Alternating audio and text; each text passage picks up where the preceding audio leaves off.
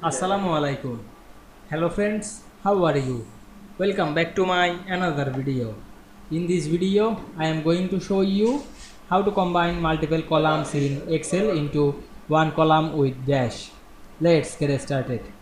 At first, you have to open your Excel worksheet. Now we can see here many data. Now we combine these two columns into one column with dash. Now I am select the another cell and write a formula. Firstly, write is equal to on our keyboard and select the first value, then write and then write inverted comma on our keyboard and write the dash on our keyboard, then write again in and the write again inverted comma and then write the second value, then press enter. We can see here the two name or the two column data and middle point the dash.